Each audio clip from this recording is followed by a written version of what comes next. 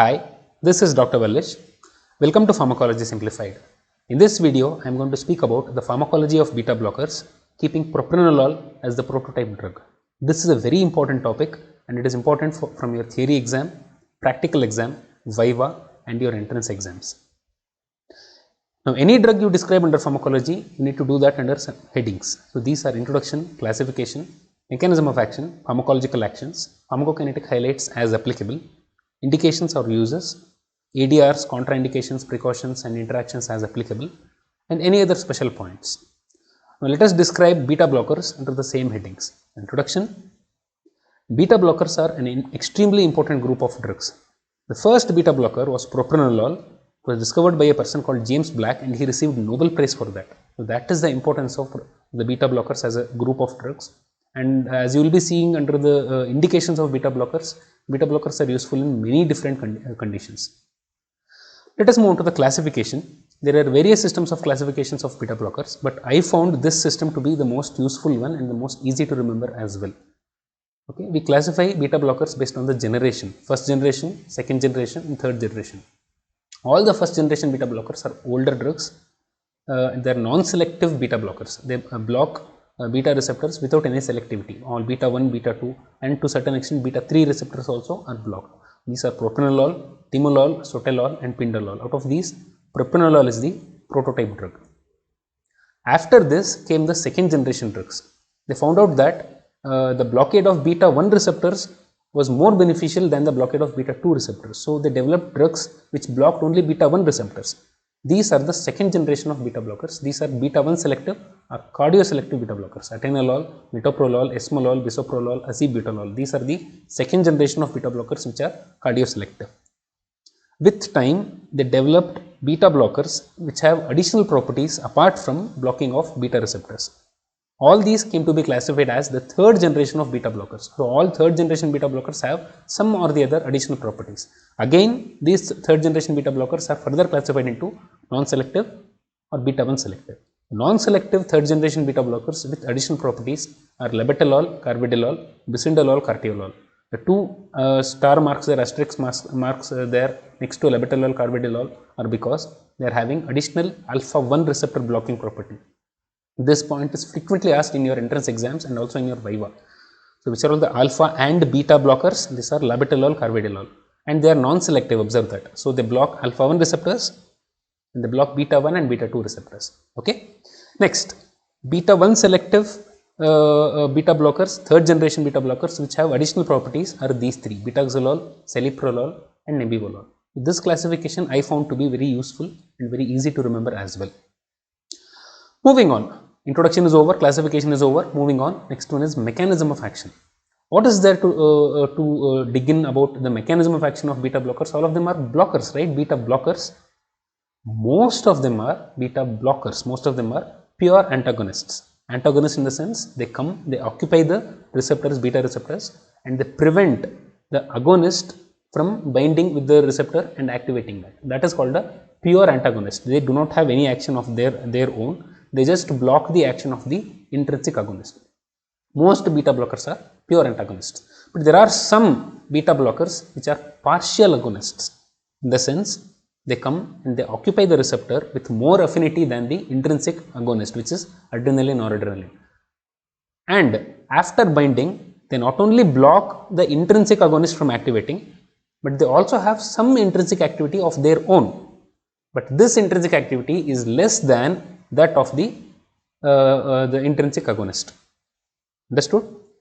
So, these are having minor action. These are having these can cause partial activation of the beta receptor, but this activation is not as strong as that caused by the adrenaline or noradrenaline for that matter. These are partial agonists, and these drugs which are having partial agonistic activity are called as intrinsic sympathomimetic activity, beta blockers with intrinsic sympathomimetic activity. This is the second group. There is another group of beta blockers which are inverse agonists. What is the meaning of this? They come, they occupy the receptor and they reduce the normal activity of beta receptors in some tissues. Intrinsic, the inverse agonist. So, there are three groups of beta blockers again: pure antagonists, they do not have any action; partial agonists, they have mild action; and inverse agonist they have opposite action as that of the intrinsic agonist. Some beta blockers are inverse agonists, they reduce the normal activity. The clinical significance of this property is actually not known. The examples for beta blockers with inverse, which are inverse agonists are betaxolol and metoprolol. So all these are the mechanisms of action of beta blockers. Moving on, the pharmacological action of beta blockers. Now, before we can look into the pharmacological actions of beta blockers, we need to revise the locations and functions of beta receptors. There are three types of beta receptors: beta 1, beta 2, beta 3. Beta 1 receptors are located in two locations in the body: heart and JG cells of the kidney.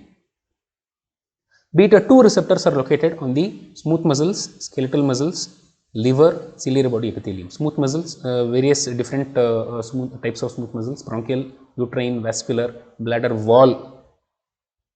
Beta 3 receptors are located in adipocytes.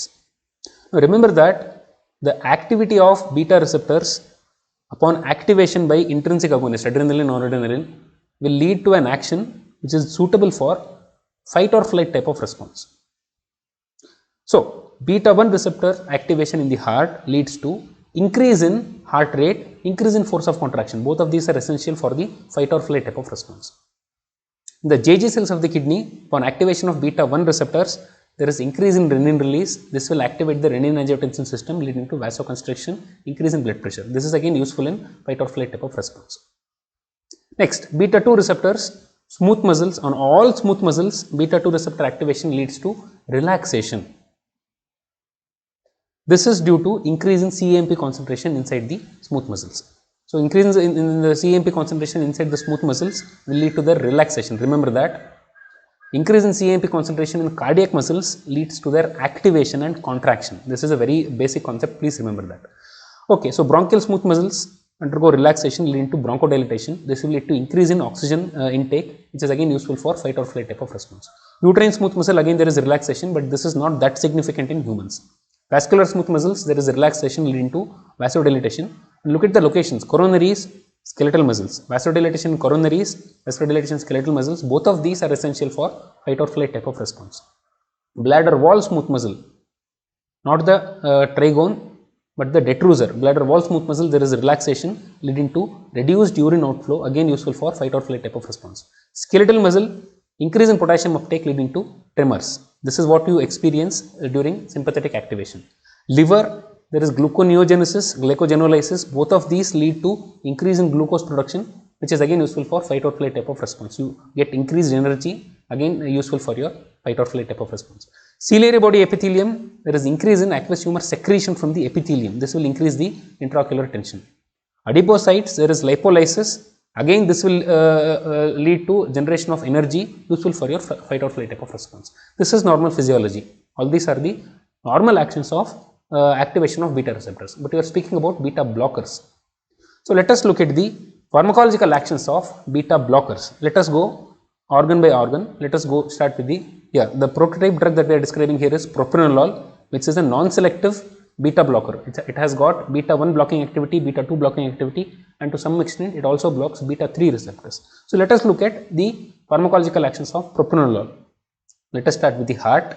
In the heart, what happens?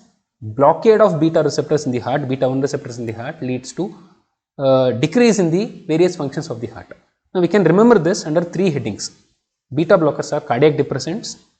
The blockade of cardiac beta 1 receptors can be described under three headings. The first one, there is obvious reduction in heart rate, there is reduction in force of contraction, there is reduction in cardiac output. All these are the physical outcomes of blockade of cardiac beta 1 receptors.